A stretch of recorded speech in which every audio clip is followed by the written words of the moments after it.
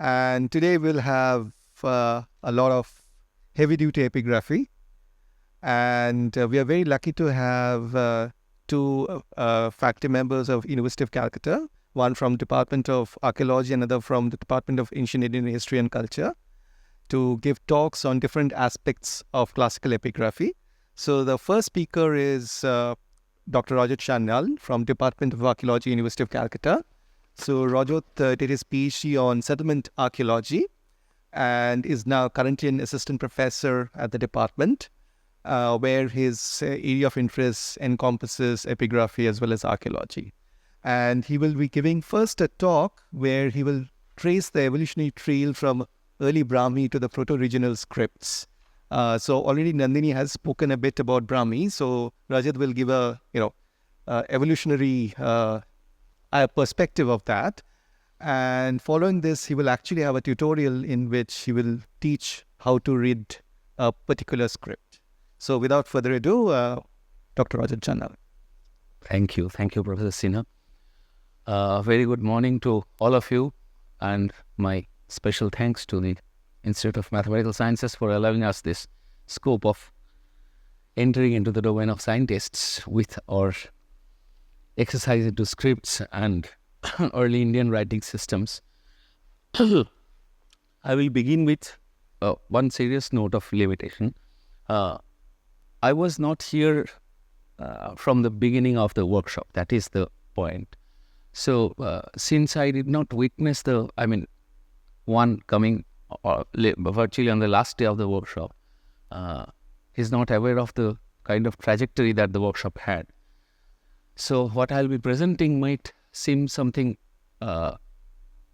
initially at least, something not that way relevant, but I found this important for two reasons. One is we have a good participation of non-history scholars, as well as scholars having their training in early Indian history.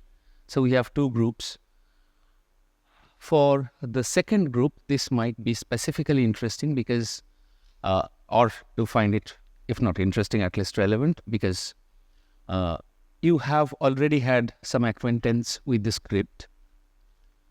Now from, the historical script, I'm not talking about the proto-historic writing system, the Harappan script.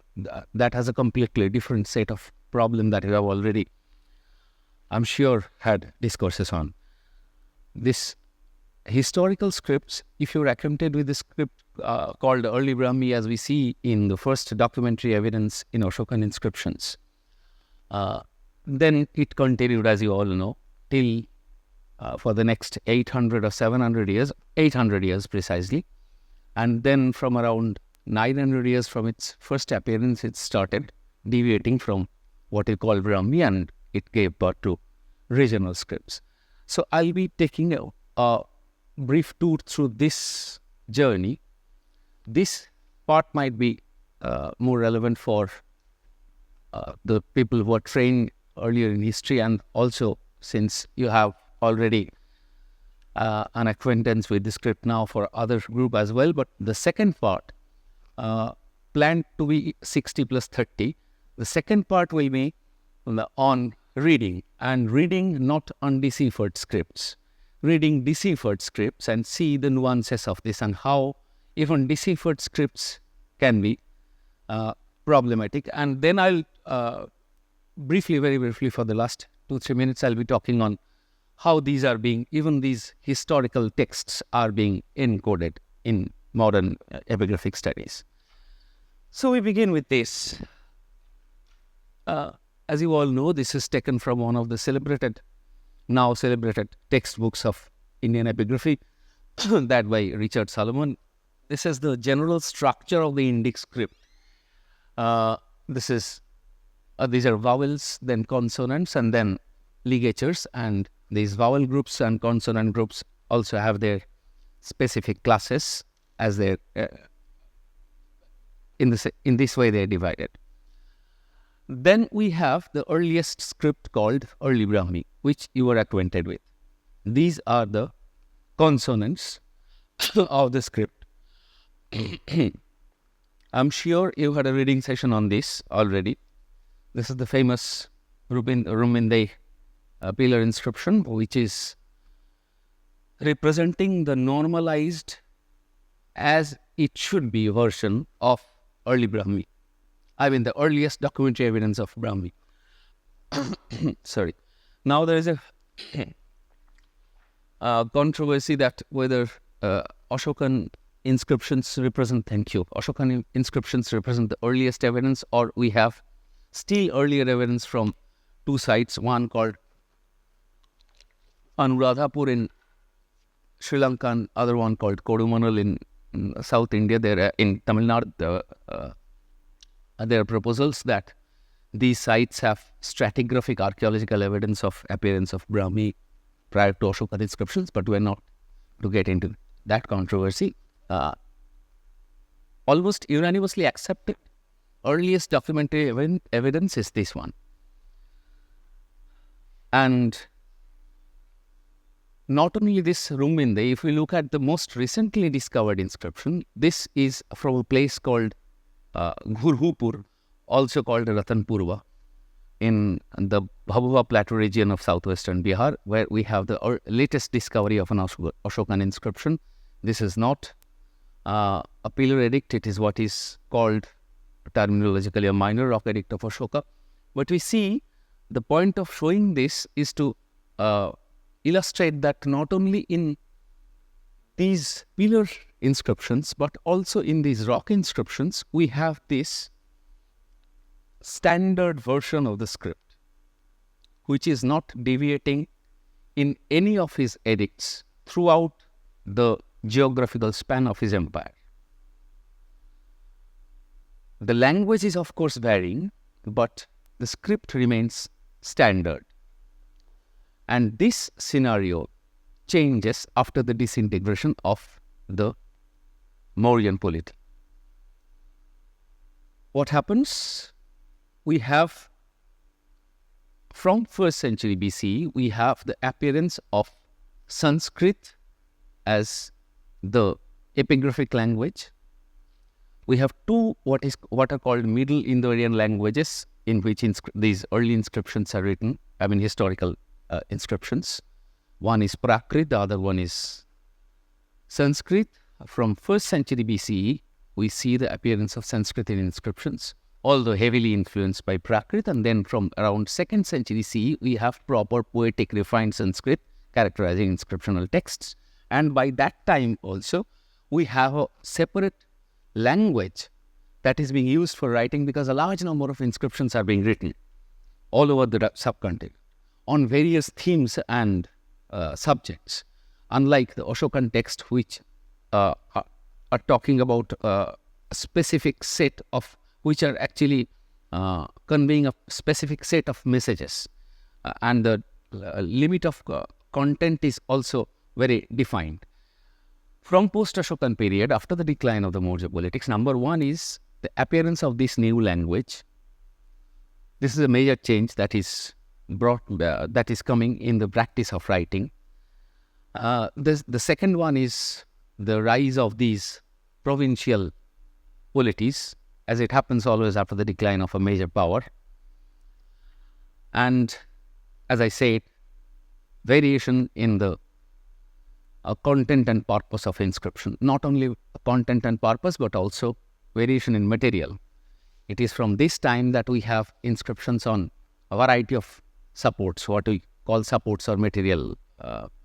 In Ashokan inscription, they're exclusively stone, but then we have a wide range of material being used in writing inscriptions. All these things are triggering shift from the standard Ashokan version of Brāhmī. And finally, the last point is this one, the contemporary developments in Greek paleography. Because of continuous interaction with the Western world, this writing system, since it represents one mode of cultural expression, so it also had its take from the contemporary developments in Greek paleography, which according to scholars is most importantly understanding this line of evolution. What were these changes? If we take a look, these are the top one is coin of around 4th century BC, Greek coin, where we see the letters being written as straight lines. As you can see, I don't need to write. You can see these are being written as straight lines, sigma, omicron, all the letters. But if we take a look at these later in the Greek coins of say around 1st century, 2nd century and 1st century BCE, we see that essentially at every terminal point there is a blot or ball. As you can see in each case, here in omicron, here in sigma, here on H, here on epsilon, everywhere we have this blot. This is one. And the second one, if we look at the reverse of the coin, which is inscribed with Kharosthi letters, we see lines which are not straight but are tapering. How does this, coming to the, how does this happen? There are two things. One is the nature of the instrument that is being, or the tool that is being used in writing the inscription. Well, that is something that is called a reed pen, which the nib looks like this. The nib looks like this, the reed pen. And what is the result? It's simple. For a simple tool like this, I can do this. But if I would nib, slanted nib, only by rolling the tip of the nib, I can control the thickness of the line simply by rolling the nib. This is one. And the second one is because of the use of this reed pen and ink, this blot became inevitable. So if you take a look at the Ashokan script even, there are some letters where we have one thing appearing as a ball or blot at the bottom of the letter. This is happening because they are copying this simply. This is a stylistic development based on the use of a tool that came from that side of the sea, and now they're just copying this, they're imitating this style.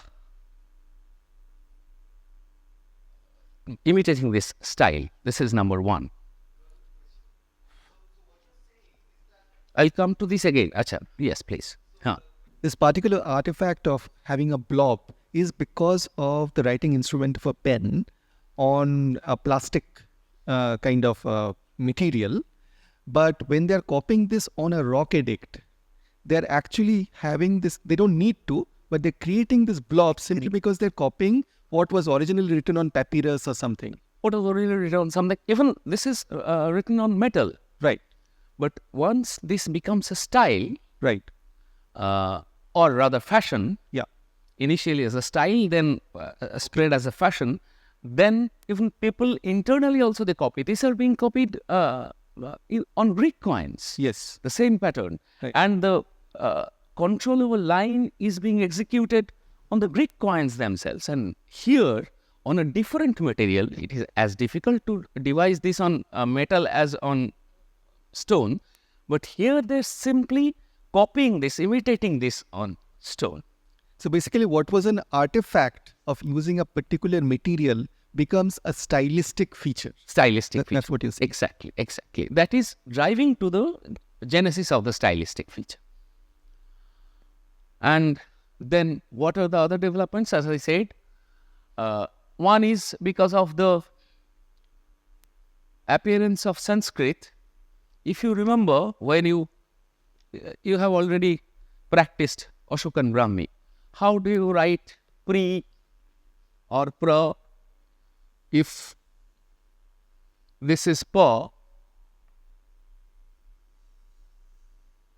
the pa with this hook is pra, and then pra with this hook is pre. So the semi-vowel is as added at the top with the guttural sound forming the second element, but intended meaning is not pa. The intended meaning is actually pra. But they can't write this because they didn't know how to write pra. So they always added the semi-vowel ra before the consonant. This was the practice in Ashokan Brāhmī. Systemic feature. I'll come to the detail of what I mean by systemic. This is a systemic feature of Ashokan script. The semi-vowel can be added after the consonant. After the consonant, which forms the first element. Here, the second element is forming the first, is coming first, and then the first element comes. This is intended to be the first element, paleographically or graphically. And this is the second element. But here you see the second element comes first, and then the first element is subjoined. Okay. But here, if we see, this is an inscription. This started as early as 2nd century BC. This is dated on other historical grounds to 2nd century BC. Here we have this word called Tratarasa, where we can clearly see this ta has been added to ra in this way, whereas in Brāhmī, this bra, suppose I want to write bra, then I'll do va and then ra, which means va and then ra. This should be the system, but they can't do this in Ashokan Brāhmī. They are doing this in this way. Ra comes first and then the ba is added. The second element comes first, but here they have now devised how to write the second element because of the continuous use of, or this is even Prakrit, but from this time the journey started, from immediate post-Ashokan phase, the journey started of this paleographic shift. This is number one. Number two is if, yes. So you said they couldn't write, but what do you mean by couldn't write? It's a convention or? Yes. It was this symbol of making the second element where it is the specific semi-vowel ra, the making of the conjunct or ligature forming the, with the second element coming on its right place after the first element. This was not known to people who wrote early Brāhmī. Ashokan specifically, not early Brāhmī. This is also early Brāhmī, in Ashokan Brāhmī. The reason is not, to my knowledge, known. But this became a convention, as we see in the entire Ashokan corpus. We do not have a single deviation of this in the case of this particular semi-vowel. I took this because immediately after the post-Ashokan, immediately after the decline of the Mauryas, we see this, that specific element coming in its proper place. So the convention is now being broken. Now a new pattern is emerging, where we have this in its proper order. Could I answer this to us? Second one is, although there is a major theory talking against it, but it's difficult to avoid this. If we take a look at this pa and this pa, this one and this one, if we take a careful look, this is essentially, when I write it, it has a rectangular outline, and to the left is clearly having a square outline. So squarization of letter was one major feature. And third is this one. Can you recognize what is this letter? You have, since you have already read early Brāhmī, Ashokan Brāhmī. What is this letter? Ja, clearly. But what's the difference? That's essentially linear, whereas it is clearly curvilinear. And we have, even if we have curvilinear jaw like this in Ashokan Brāhmī, we don't have this essential loop. Now, why is this loop? I'll come to that later in detail, with some details. Why is this loop coming? And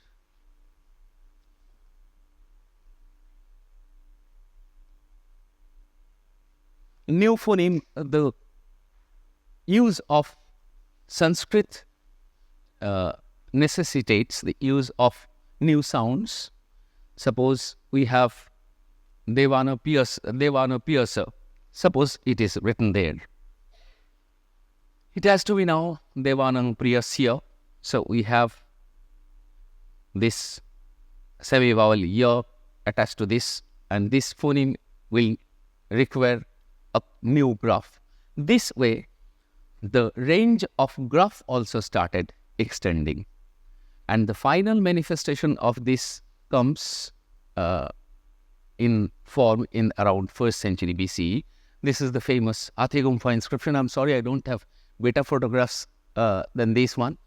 But here, if we take a look, this pa, ya, these two letters, clearly we have this fashion being employed here successfully. It's written as this, with a tapering line. They're imitating the use of the reed pen on stone. And you have wide representation of such inscriptions on representation of this pattern in inscriptions coming from all parts of the subcontinent, starting from Mathura to eastern India. As I said, these are the results because of the spread in the range of content and purpose. We see new symbols appearing because new things, widely varying things are being written on these supports. Then this pen is introducing what we now call matra, what was at that point of time only a head mark, not a serif or matra properly, but a head mark. And a number of medial vowels. In Ashokan inscription, we have a clear formula that this is A, this is A, both joined O, this is U, this is long U, long U, I and short I. This is a clear formula for Ashokan inscriptions, with one specific exception. But here, we see a large number of variation of these medial vowels in the script. Why? Because O, that is in black, you can't read it here. Because of the development of regional styles, we have a large number of variation of writing appearing in inscriptions in different parts of the country. So regional variation is the final result that is emerging from those factors that we discussed. Oh yes, it is there now in red script. So you can see this is the final result. And H. Dani is talking about as many as 6 regional varieties as early as 1st century BCE to appear on inscriptions in different parts of India. These are the 6 major regional variations that he identified way back in 1960s. I'm sure even a closer look with newer epigraphic tools will result into even more varieties of styles than these 6. And the result is this. If we juxtapose this against what we saw in Ashokan inscription, this is a clear deviation. What are the 2 basic points, or rather 3 basic points? One is we have in each case a notch at the top, which is forming a head mark. Then we have the letters being squarized.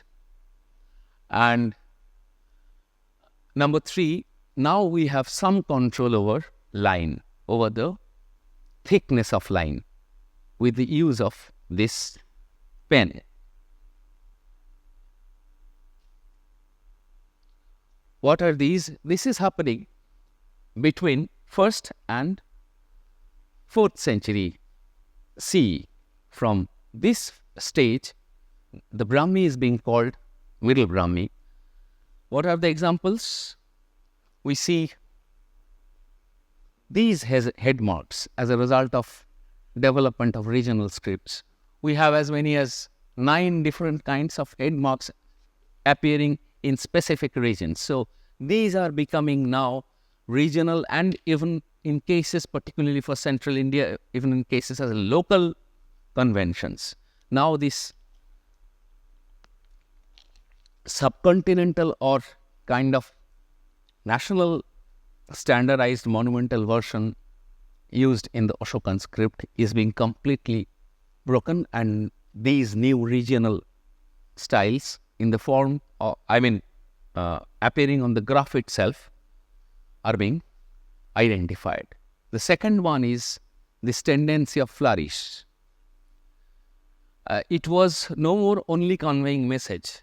Now they are becoming elements of aesthetic expression. They are being used as works of art. They are being devised as works of art. That something that will lead to what we'll be calling calligraphy in late stage, still later. We have the medial vowels being added with flourishes. So this use of flourish. And secondly, you see, finally, the use of a large number of variety in the use of medial vowels. Even one, suppose one A is being written in various forms. Sometimes this way, sometimes this way, sometimes this way. In these various forms, these medial vowels are being written because you don't have that central control over the system of writing. Regional expression is now being well accepted. And this is from, this is my own drawing, but this is from, the last one is from Dani's textbook, where you see how the letters are developing and giving rise to what we call late Brāhmī. Between the 1st and the 4th century CE, this entire process takes place. And as a result, we have further variation in the system of writing. Now, as many as 9 local varieties, regional and local varieties can be identified in script. One of these, if you take a closer look, one of these is what he called Inner Madhya Pradesh. In the backward areas of central India, even within central India, there were 2 identifiable groups of writing being practiced around the 3rd, 4th century CE. If I go back here and see the very first one, what is this? This is Ta, the letter Ta in only Brāhmī. We remember this Ja, and here also we have this Ta. Now, I was talking about this loop. Why is this loop coming? Any clue? Any one of you? This is because of the development of one specific characteristic, what we call cursive writing. It is one of our basic tendencies that we don't want to lift the pen from the surface on which we write. If we did not have this instinct, writing would have never evolved from one form to the other. We have a tendency, we are being asked to practice from a childhood that practice cursive. So it's because of this cursive, these loops and rolls are characterizing the script. This is one primary character that is the feature of this late Brāhmī. And if you now take a look of the 4th century, it's again one step ahead of what we see in the 1st century BCE. This is 4th century CE. And now we have, because of regular use of Sanskrit, we have a large number of ligatures coming in. In Ashokan inscriptions, what we see, we have a set pattern. Dani talked about this theory of first element and second element in forming ligatures and consonants, and he talked about 10 sets of second, what he called AC or second element. When the later Va is forming the second element, when Ra is forming second element, when Ta is forming. This way he gave a list of 10 second elements based on which these ligatures are formed. These also are formulaic. But here, that set of formula does not work, because you have a large number of, a bewildering number of new symbols appearing in inscriptions. Sounds appearing in inscriptions because of the language being used. And those sounds will require new symbols. Therefore, they're devising new symbols for ligatures. Yes. So I'm curious, what led to the development of ligatures specifically in Indic writing system? Because we don't see them in the neighboring cultures. In the neighboring cultures, yes. One thing which was observed first by S.R. Langdon, then by J.H. Hunter, and finally and most significantly by D.C. Sarkar, and also Richard Salomon seems to support him. I know this statement might have some risky implications, but as a matter of fact, we have to remember that if we take a look at the Harappan script, if this is a man, symbol for anthropos, and this one is forming the symbol of a net, we have a specific symbol with this one. So you have two elements being subjoined to form something which has a completely different meaning. Completely different meaning. This is one. And if we have this one, and then from this one, we only add two diacritical marks, and the meaning changes. A standing man is now a walking man. These are for easy examples. Both these things characterize Harappan writing system as well as historical Brāhmī system, historical system of writing, which is coextensive with Brāhmī. I'm not considering Kharosthi here. We add one diacritical mark, the vowel length changes, and we add one graph. It has a completely different sense, phonetic sense. How this is developing, unlike neighboring cultures, is something that I'm not having any specific cue. When it comes to neighboring cultures where they're not doing this, of course, the contemporary in Old Persian cuneiform, we don't see this, although these were connected regions, heavily connected regions. But could it be because, Prasad, Chandas and Matra were an integral form of all literature? Accurate representation was important.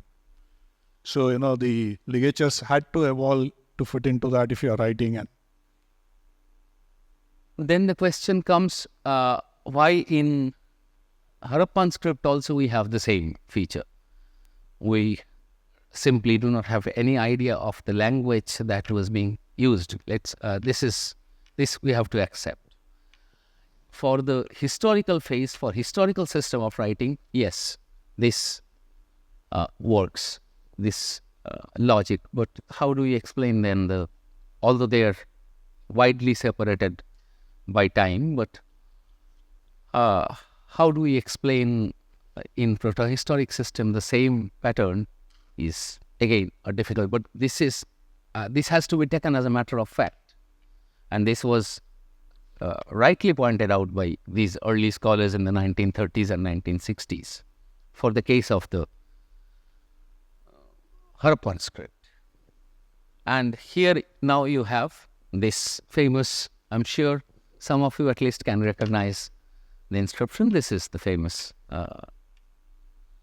Allahabad inscription of Samudragupta, where we have all these features. Number one, the proper appearance of a head mark, which will soon turn into matra. Number two, the use of flourish, the medial vowel. How do we know that the flourish is being used? The medial vowel is not being written in terms of a formula or following a formula. They are being written according to the composer's choice. And number three, an essentially cursive style of writing. All these things are characterizing the script in the 4th century. A far better example is this one, which is the Kahumi. Oh yes, it's written there. So here we see all these characteristics, all these features characterizing the script in the early period. And how we see the regional manifestation of this, you will be seeing this inscription soon. I'm sure this is one of those inscriptions that you will be seeing this inscription very soon when Professor Pal talks about the actual reading method. This is from Eastern India, and this one is the Middle Gangetic Valley variety of writing of almost the same time. This is about mid-5th century or second half of 5th century, and this is mid-6th or early 6th century. Yes, please. So, question about evolution when it comes to, say, Tamil. The cogents are written on either side, but not stacked like here. What could be the reason for that? For South Indian script, what was your question? See, as you see here, they're stacked one below the other, the conjoints. But in Tamil, they're written on either side. Yes, they're being written side by side. Then the second element is the one to the right. Here in North Indian system, you have the conjunct or ligatures are in vertical order. But in the entire South Indian belt, from a very early phase, even in Deccan, there are cases where this vertical pattern is broken. For example,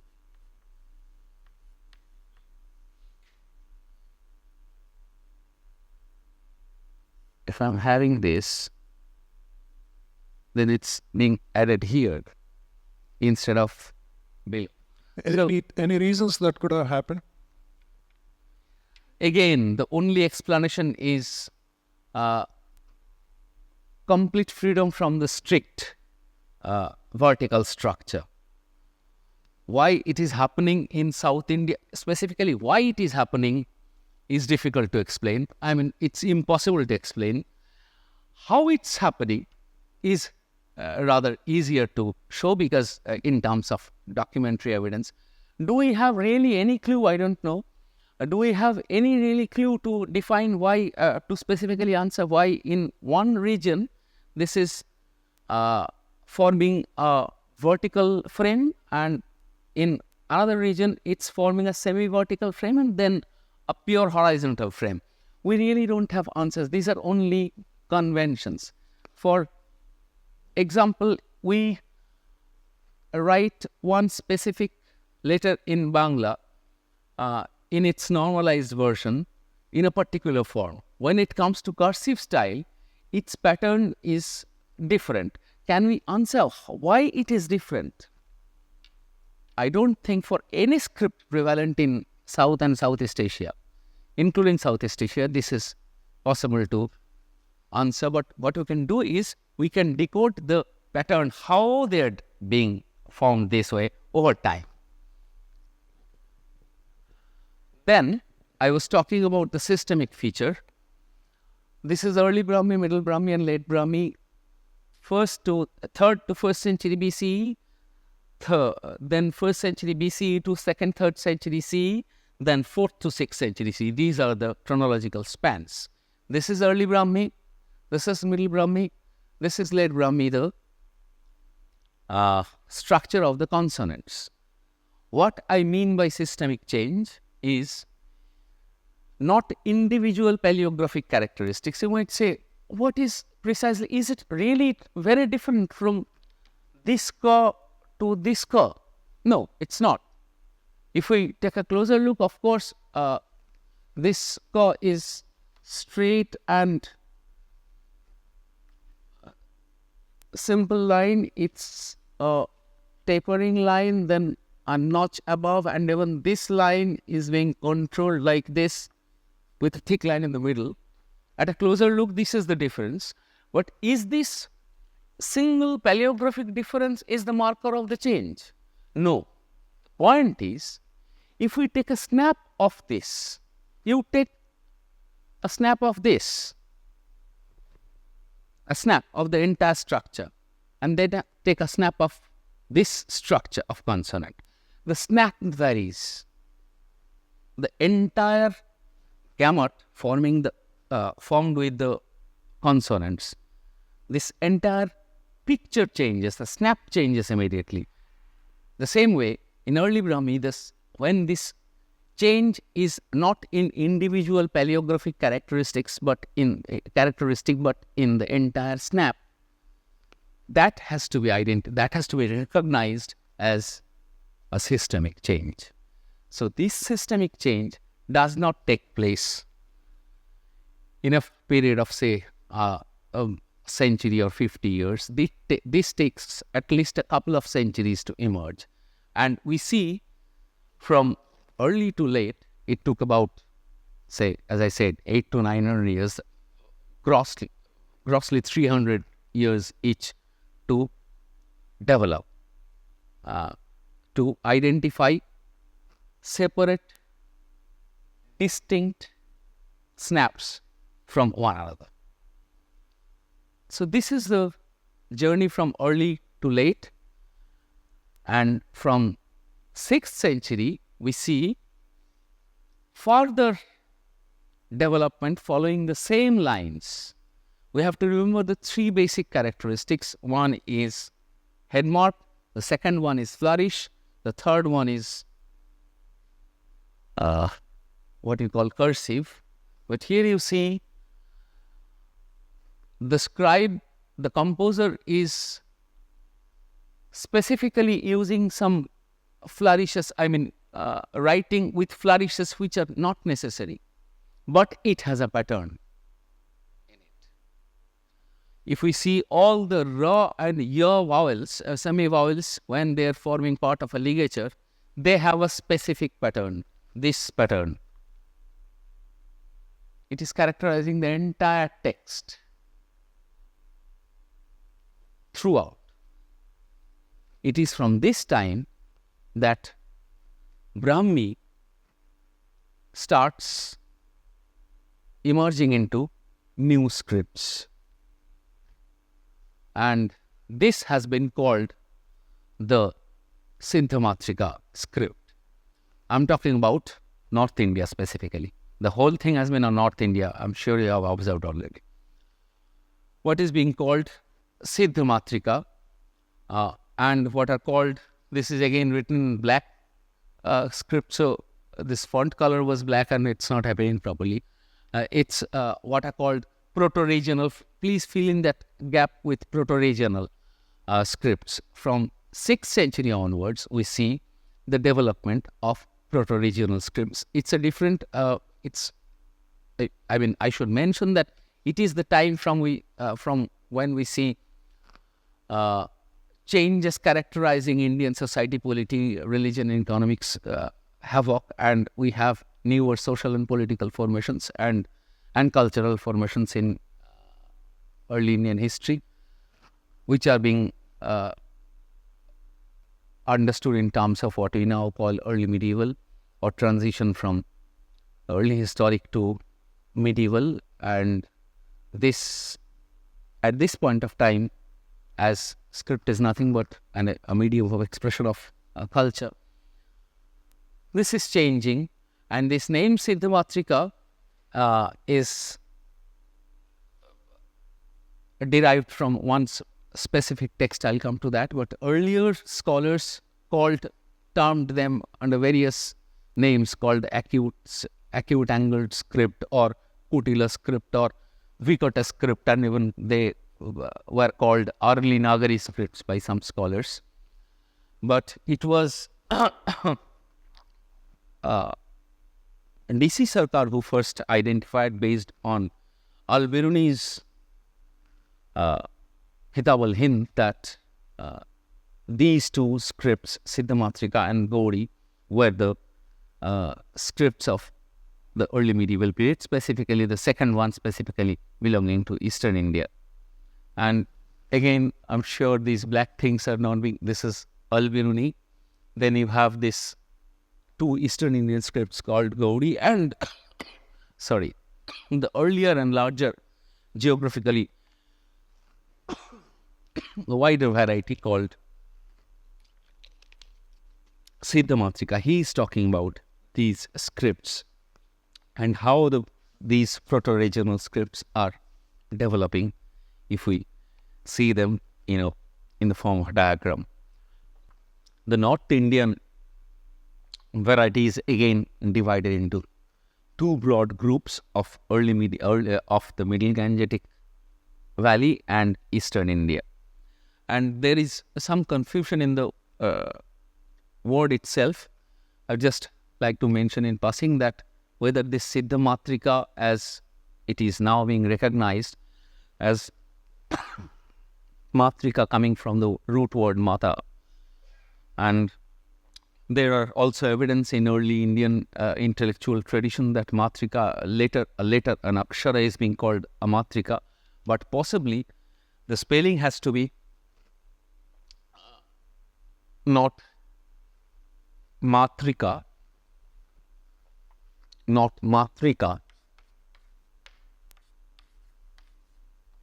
but possibly it's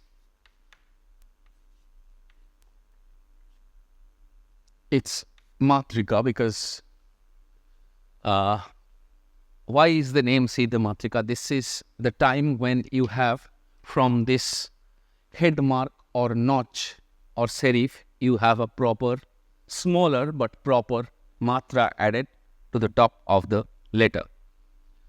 So here possibly the matra or serif is being justified. That's why it's being called Siddhamatrika. Although we have to remember that in Arabic, he was not allowed, this person Al-Biruni was not allowed to write this Adikar. So if he was conditioned not to write 3 as Tari, then how could he write? So this remains a possibility, but the name is possibly not the first 3, but not the top 3, but the lower 3 one. So what are the characteristics? Number 1 is, this is acute angled. Second is, this is having proper matra, and now the script is being written in what we call non-Indo-Aryan languages, from the Middle Indo-Aryan to New Indo-Aryan, and this specifically inscriptional Sanskrit called epigraphical hybrid Sanskrit. Those stages are now over. From this time onwards, the script is being written in non-Indo-Aryan languages, different proto-regional languages, and the script is proto-regional, that is Siddhamatrika, and these are the characteristics. You see them appearing in the inscriptions. The flourish is going to this extent. We have the medial vowels having this cursive and flourish forms, and also sometimes at point it's difficult to recognize the specific medial vowel that is intended, but the point are the characteristics. Why it was being earlier called acute angle, because this is forming an acute angle with the surface. The vertical element of the script, everywhere if you take a look, all the scripts are, all the letters, the vertical element of the letter is bent, and it's forming an acute angle with the horizontal plane. And number two is it's having proper matra added at the top. So possibly the name justified matra or Siddha Matrika. This is the formation. Since this is very close to modern Nagari, many of the letters can be readily read. But again, the Siddha Matrika was not a chronologically uniform or homogeneous script. It had its early form and also had its late form. We have the last picture or a photograph of text that you saw was that of a 6th century inscription, and this is the 7th century inscription, the famous Harshavardhan inscription with his quote-unquote signature, where we see the first proper appearance of Siddha Matrika, what we prefer to call now early Siddha Matrika, which is characterizing North Indian writing system between the 7th and say 7th and early 8th century. This is the image of that same text. This is another image of the same period coming from Eastern India with a completely different regional style. And then in its mature phase around 9th century, this is the structure of the alphabet that we see in Siddha Matrika, and this is the entire structure of the vowels and consonants, as well as the ligatures. And this is the appearance of it on one of the inscriptions from Eastern India, but almost throughout Northern India, we have the same use of the Siddha Matrika until the 9th, till the 9th century, after which it again deviates. So this was the first phase of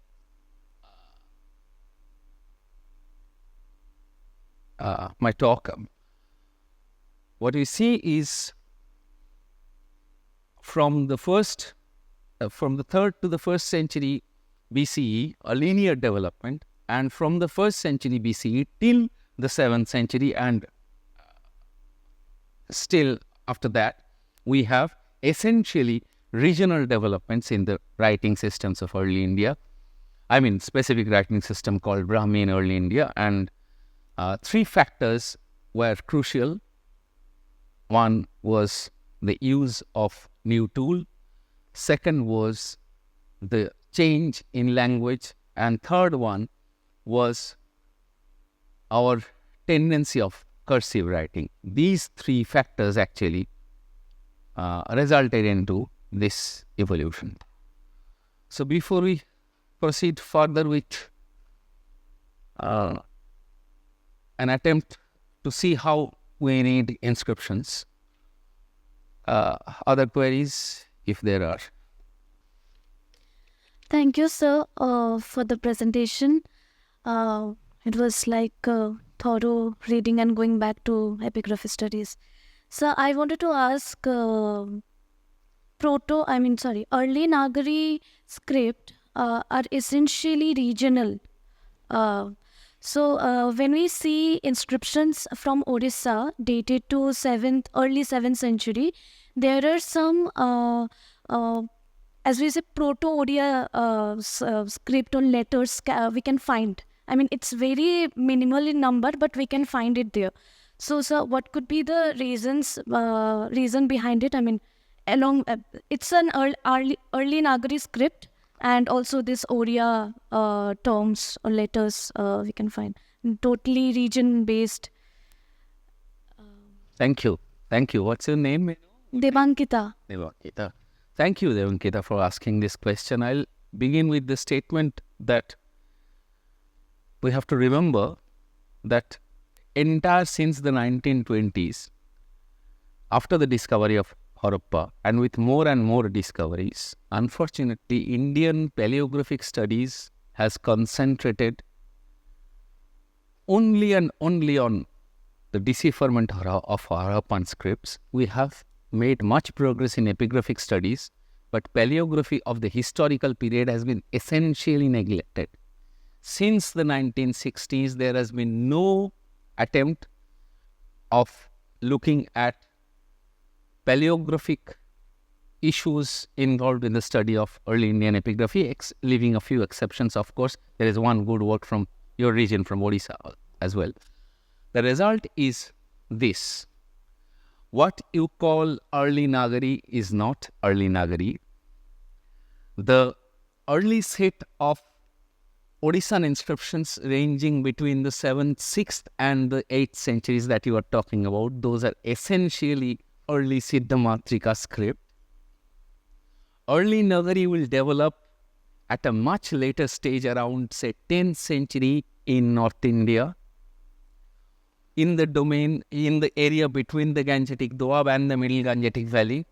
Below that, we again, even half of the Middle Ganga Valley, precisely speaking, and half of the Middle Ganga Valley and the entire east will then be predominated by Siddhamatrika, including Assam, Odisha, from which we will have a passage to Gauri, which is again being used throughout eastern India. The Proto-Oriya that you were talking about, I'm sorry, I don't have that photograph. But that Proto-Oriya is coming not before 15th century in Odishan inscriptions. Neither the language nor the script. For Bengal, the language of course comes much earlier, but the script, what we call Proto-Bengali, is not coming at least before the 14th, late 14th, early 15th, and the case is same for Assam, for Eastern Indian scripts. Problem is, we have not concentrated on proto-regional scripts. That is why there is a fantastic article by Lore Sandar called Confusions of Term and Terms of Confusions in Indian Terms of Confusion in Indian Paleography. These terminologies that we often use, Siddhamatrika, Gauri, Dravidi, Nagari, Proto-Nagari, Ardha-Nagari, and many other terms based on, of course, Al-Biruni, although he is not always recognized, but those are based on the 11 scripts. He specifically and carefully noted down its our date to that person that we know of these terms at least. When we are using these, it's very important to take case-wise study based on individual epigraphic texts or a set of texts, and then have their paleographic forms extracted from the text through digital tools and compare them, compare the forms against one another, and then prepare an index. If we are able someday to make such indices for at least one region, even for Eastern India or for Western Deccan, we can have several such indices. If we look at specific inscriptions, we have to reproduce the inscription following modern methodologies. Then we have to, I was coming to that in the second part. Now, thanks to you that I now begin with that thing. That will need a completely different methodology possibly. Even for deciphered scripts. We know, yes, this we know, this is much late. But this is something that we really do not know. What we know is the script between the 3rd century BCE and the 1st century CE time bracket when it comes to historical scripts. The proto-regional scripts, for which we have enormous scope to collaborate with scientists and paleographists. This collaboration is very important. If we do this, only then we'll have a proper understanding of even terminologies. Could I explain your point?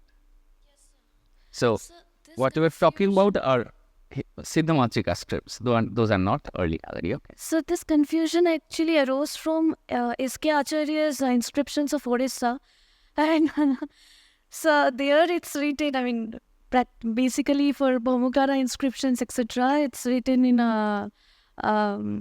also Tungu inscriptions. Yes, I know. Proto-Nagari. I was referring to that particular work. It's really great work because he's the only person who has concentrated in these proto-regional scripts. But again, we need to look at the larger canvas and then name a particular script. Without looking into the larger canvas, it's difficult. And when it comes to Odisha, it's certainly early Siddhamatrika and not early Nagari. Thank you. Yes, please.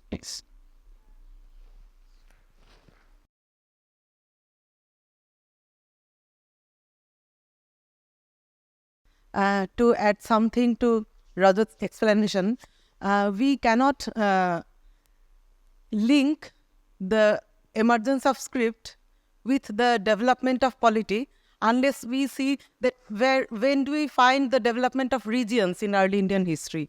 That is, all the regional polities emerged in the post 8th century period, and unless and until you have the emergence of the region, the regional identity, you cannot have the regional scripts, and you also cannot have the proto-regional scripts. So all the proto-regional scripts should be logically be dated in the post 9th and 10th century period, and we cannot probably date any proto-regional script before the 9th, 10th century, if you place it historically. Yes.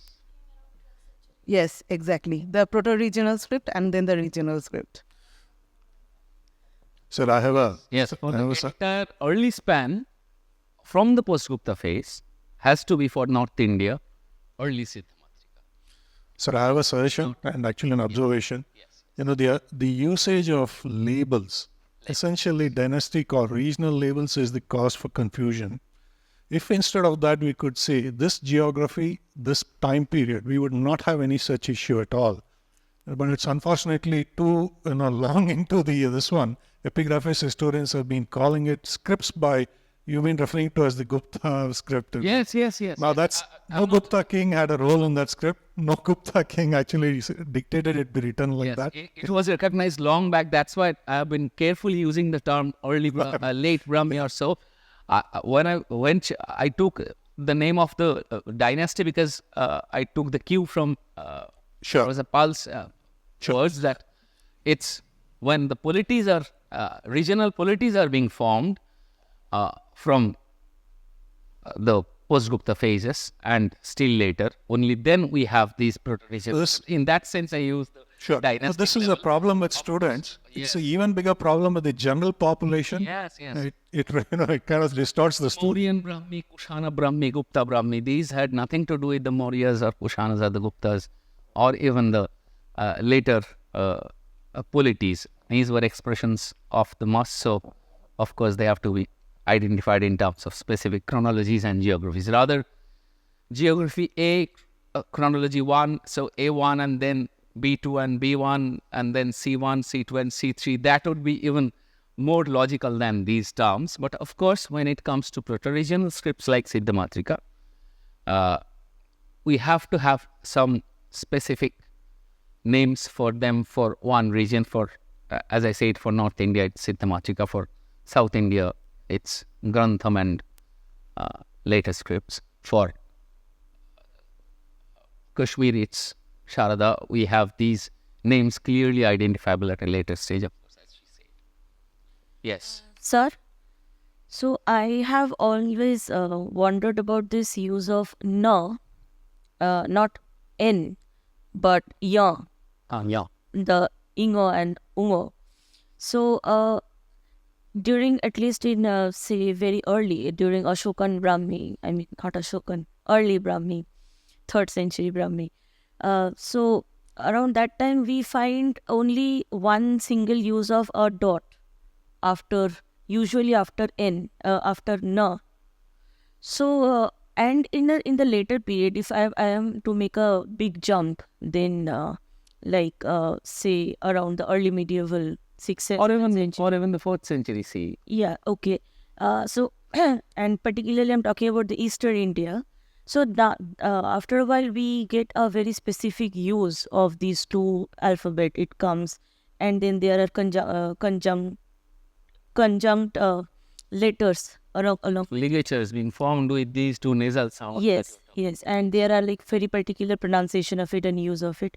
So, can you tell us something? Possibly it was not required in the compositions of the early period. So we don't have any specific occurrence of these two nasals, the guttural and the palatal nasal sounds, and ya. These two are not there in these early inscriptions. Only with the coming of this epigraphic hybrid Sanskrit that we see the emergence of these two letters necessitating the text, required in the text, and therefore, they can't be, since they can't be pronounced independently, they are only forming the first element of a ligature.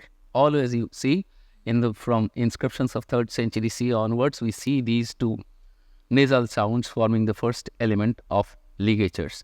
It is, here the reason is language. So, like, do we have a specific time when these two? From 3rd century CE, they're, in terms of documentary evidence, from 3rd century CE, they are appearing. Okay. And so I would like to... Or say rather precisely, or rather safely speaking, 4th century CE, they're appearing as parts of ligatures in not only scripts of northern India, also scripts of eastern India and Deccan. These nasal sounds. Tell me if I'm this is just a hypothesis that I want to clarify. Is this particularly, it comes with the use of hybrid epigraphic Sanskrit, or does this have something to do with the coming of Proto-Munda into the use of Proto-Munda into the Eastern Indian languages? These I'm not the best person to answer, but I don't think it has something to do with anything else than the coming of EHS. I think I'm not getting into that point of what you called coming of Proto-Munda. I'm not getting into that. Possibly it's the advent of EHS that is necessitating this appearance of these ligatures. Yes, Mr. Sinha, please. Hi. So I'm just thinking that, if I think this in parallel with the almost contemporary script, the Latin script. So the Latin script would also have originated, something like 2nd century BCE, and then, it would have given birth to the scripts used by, most of the European languages. But we don't see that much variation from the Latin script. So how is it that in the subcontinent, we had a huge degree of variation from the mother script? Whereas for an almost contemporary script over the same period, we don't have that variation. Do you have any hypothesis as to? I think it's the variation that characterizes us. It's the element that is inherent in the subcontinent's culture. That is variation. That's the reason that a script, which was of course one integral element of the cultural expression, it also followed the same line of continuously varying from one region to the other. It's because of I think geography played a major role in this, which did not in other parts of other contemporary cultures as it did in India. But if you look at the geographic extent over which Latin alphabet is being used, and currently, for example, stretches from the British Islands all the way to, as let's say, Hungary, right? Yes. So that's almost the extent of South Asia. Yes, and there is also a geographic variation there. So culturally, what might have been different? As she said, do we have the development of the vernacular idioms as we have here in India, in other parts of the world? You too. Like, for example, all the development, the Romance language, Germanic languages, these are quite distinct, right? So, Of course. linguistic-wise, there's a huge variation, right? Yes, but the script, But the script remained almost the same. this standardization was never questioned. Here, this standardization was being questioned immediately after the decline of the Mauryas. And even this is almost an unanimously accepted hypothesis that there was no regional variation in Ashokan script. Everything was the changes that we see in different geographical areas are because of individual hands. Then if again this individual hand is recognized, what's the harm in accepting the regional hypothesis, regional variation hypothesis for Ashokan script?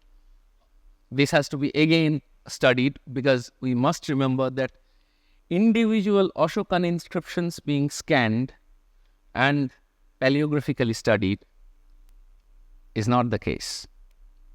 So we don't have a study focusing precisely on individual Ashokan. I was discussing this with Nandini the other day. For that case, we have to again digitize all the Ashokan texts and take paleographs from them individually and prepare index, and then we'll be able to see that we are talking about a standardized version. Of course, it was at least quasi-standardized, but to what extent it was unchanged throughout the subcontinent. I think it was inherent in the Indian culture that we, from one zone to the other, things were continuously, all the expressions of culture were continuously varying, and since script was only a part of it, it was no exception to that. That there possibly lies the answer.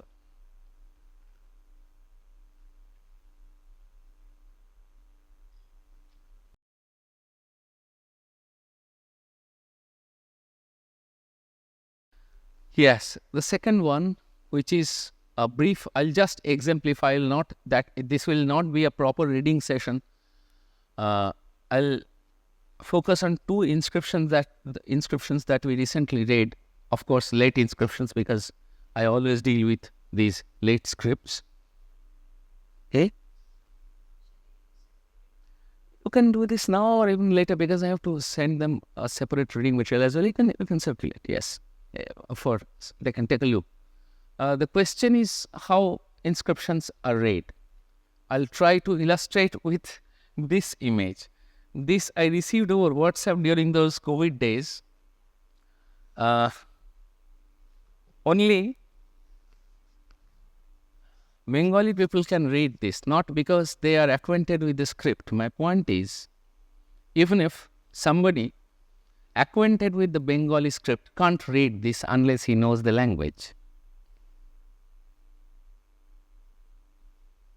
Okay, only the laughing faces are Bengali faces because they know the language. So this is so badly written with wrong spellings, wrong graphs. Everything is here. It came from a village shop somewhere in Medinipur in 2021. Keep distance, use mask is written here in Bangla. But you see the script and the language in which it is written. So it is only possible when you know both the things. Only knowing the script will not help. And for our case, it's important. So he decoded it. I was joking that this is the one day. I thought it was something maaf. Initially, I also read Maaf Korun.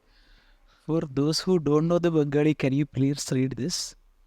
Sorry? Can you please read this? I can't. Yes. Can I translate? Should I translate?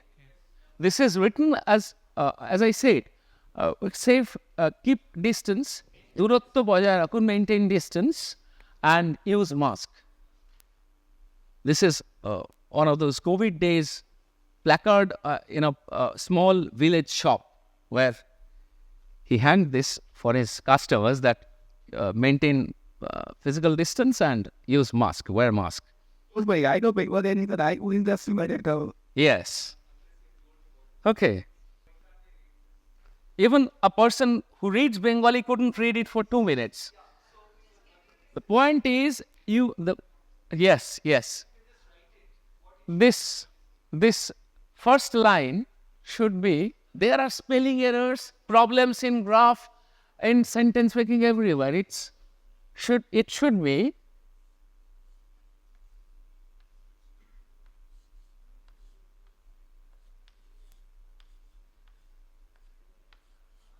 the first line should be like this.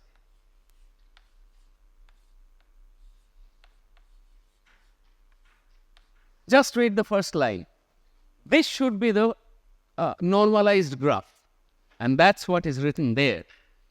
So even if you know the script, even if you read Bangla, you can't read it unless you have the sense of the context as well as the language.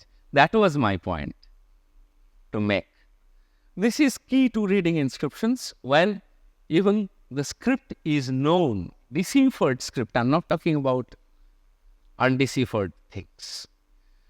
So this is, I'll just exemplify very briefly, because a reading session is not possible in not only in this within this short span of time, but also with this knowledge base, because for this you have to first practice the graph and then you can only go for readings. I'll send the reading material separately, as I have already told you, a proper table with some with digital images of these texts. I hope we will be able to read in 7 days of practice or so. This is one image that was found from Nalanda, the village in which Nalanda is located, Bargaon. It has been photographed since 1960s, but I have never seen anything written on this by either art historians or historians of religion or others, although it has a long inscription here on the halo of it. This surface was specifically prepared for writing an inscription.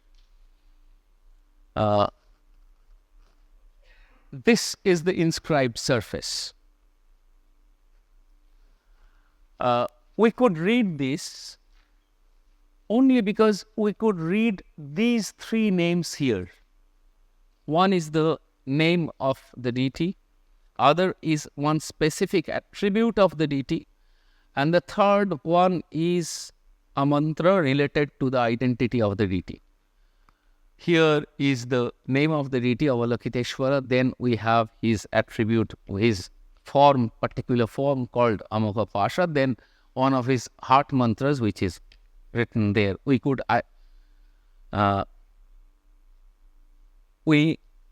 had the lead to reading this inscription based on these 3 names first read on them.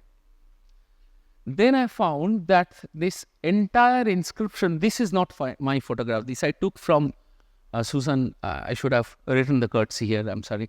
This I took from John. This was kindly shared by John Huntington, who had photographed it way back in 1969.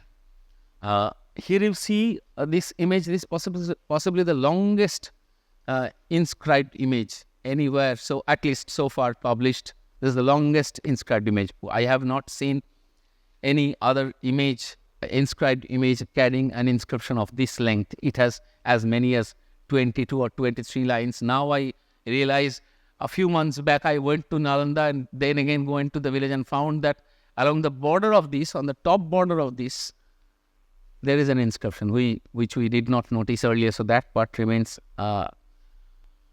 still undeciphered. So this entire surface was used for writing inscription. I will just request you to take note of one specific thing. In this entire composition, do you see any deviation? Paleographically, graph-wise.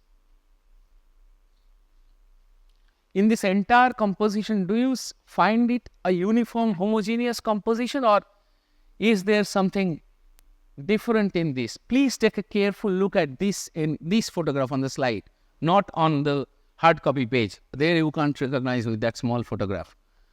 I'll share the digital photo by Monday. Do you see any deviation? You gave it to me. Which one is different? Can you please please come and show us. Which part is different? Not here. Yes, and so yes, thank you. From here to here is one specific graph. The same graph is being followed here to here, but these two lines, this one and this one, are different. You see, as we did it with the help of a software, these two are the lines which are different. That is because this image was inscribed at different points of time. It started with this, and this is the thing that I would request you to read, because this is something very known to all of us. I mean, even from people not specializing in Buddhism. It talks about this ubiquitous kind of what is called a formula. Earlier it was called a creed, the Buddhist formula taken from a text, ye dharma hetu prabhava hetu teshang, etc. This is written there, but in a script which does not tally with the script that precedes and succeeds it. This formula is, it starts from here, and it continues out, and the next line also it continues from here again. The script changes. The reason is, when the image was prepared, it was prepared for writing a specific text, what is called Amogha Pasha Hridaya Dharani. This is a text of which we have several transmitted varieties being transported from India to China and then to Japan, from the entire East Asian dominion between the 8th and the 10th centuries. And that a version of that Dharani, not always conforming to what we see in the transmitted text, one version of that Dharani is written here. There are deviations from the text. It was meant to write this Dharani. It started with this around 7th century, because one clear characteristic of 7th century writing, this, as I was showing, which started in the 6th century and continued till 7th century, is this elongation of the second element. Suppose this elongation of the second element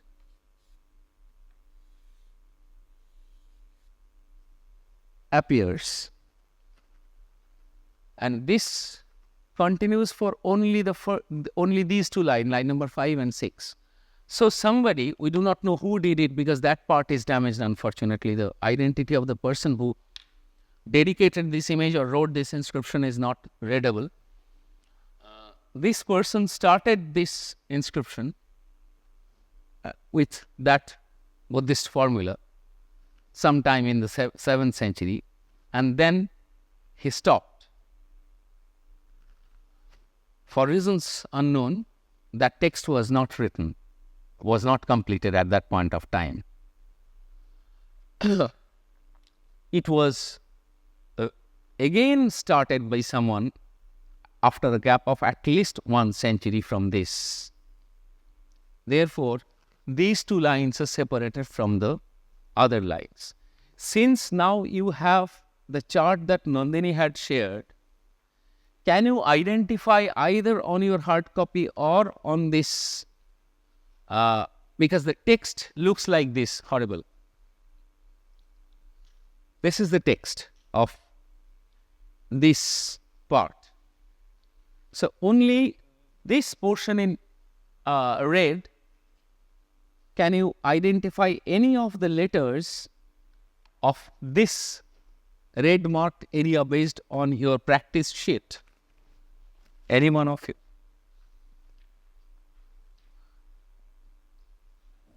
That's why I said reading session would be possible only when we have some acquaintance with that script.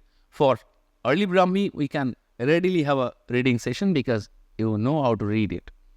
But here, for reading a known script, what we often call a late script, even for that known range of script, what is written here is that a part of the text which is written on your hard copy at the top of the text.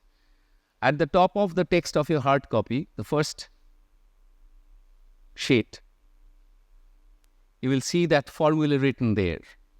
And here, the red marked portion shows the paleography of that text. What we need to do is to have acquaintance with this specific text of this chronological span from this specific region and then try to read it. Comparatively easier would be this one. This is one that we read recently. This one is on copper. That one was on stone, and this one is on copper, where at least some of the letters can be easily identified, I'm sure.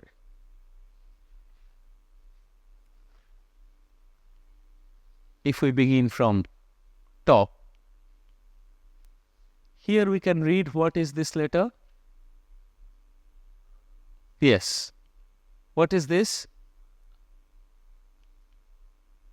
This one. Then this one. Then this one. This one. And then this one. This one. It looks like ya, but it's sa. Then this one.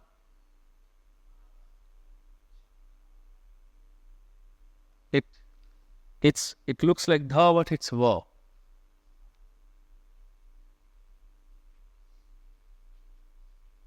I have given this photograph as well. I'll share digital photo of this along with the text for you to practice and then decipher. That reading session has to be at home because we do not know. Here I have the text and the text from line 30 and up till line number 35 and against the plate. In your handout you have the same thing, the text and the plate, but the problem is you didn't have time to practice this in Nandini's chart. It's there in Nandini's chart. The same script is there in her chart. The last column, I think. Last column, if I remember. So, if you practice that last column, only then you will be able to. This was, both are in prose. These are not in verse. Very soon you will see a reading in verse, but both of these are in prose. One from text, other one composed originally by somebody for the first time. But in both the cases, one is dated to 7th and 8th century, the other one to 10th century, mid-10th century. Both are Siddhamatrika. This is a transitional script from Siddhamatrika to Gauri. It's mid-8th century. It's showing all the characters of transition. But the point is, we need to first familiarize ourselves with the script that we are reading. Therefore, the reading session will be at home. I'll share material with you and we can be in touch for continuing this reading session. What is the name you are given for these inscriptions? What is the name? For this inscription or for this script? Inscription. These are copper plate inscriptions. See, what is the name Is it published earlier? It's published now. Only a few months back. It's what name? Its name. The name is, it's preserved in A private collection. Copper plates the convention is the copper plates are named based on their find spots. Suppose a copper plate is found in Chennai. It's called the Chennai copper plate of Rajat Chola. Okay. But here, in this case, its find spot is not known. So we published it as an unpublished copper plate of a Pala king called Rajyapal. So the text is now published. It came out. Talking with this to others, but somebody will ask, what is the name of where it is available? Yes, that I can share. The published account. It's kept in a private collection in Kolkata. It's copper plate of a Pala king, but its name is unpublished copper plate from Kolkata. Because for name convention, we don't have any identification for this.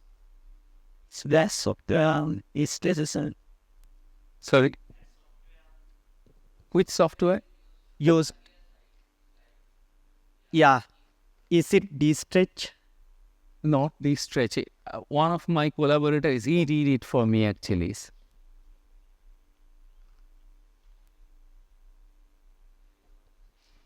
I have to now I'll have to memorize the name. This was not my task. This was his part of job. After I identified this,